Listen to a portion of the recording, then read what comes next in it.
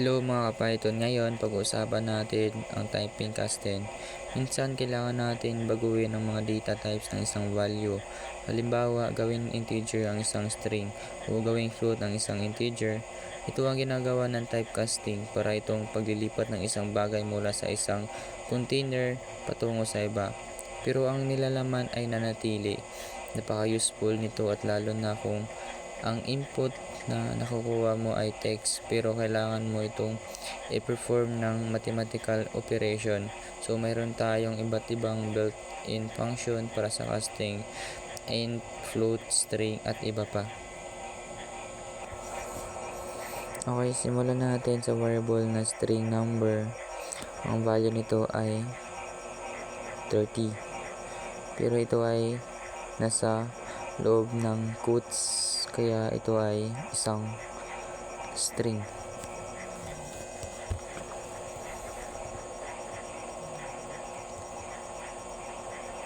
So next is declare tayo ng float.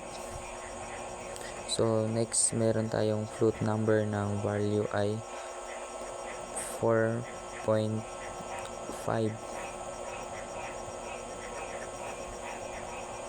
So then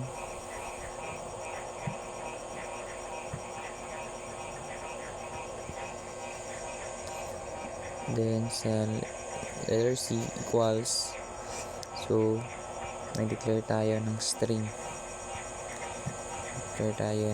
string. So ngayon subukan naman natin mag-convert sa string gamit ang string function.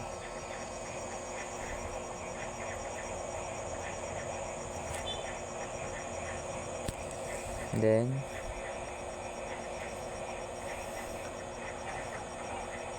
so ipiprint na natin. So A,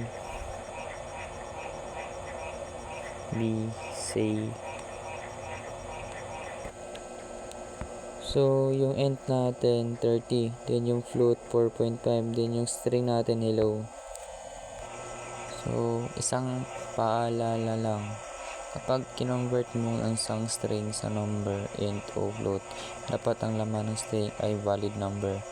Kung susubukan mong i-convert ang ABC sa integer, magkakaroon tayo ng valid error. So ibig sabihin hindi valid ang conversion. Hindi ko ito i-run para hindi mag-crash ang demo. Pero tandaan na ito ay isang common error.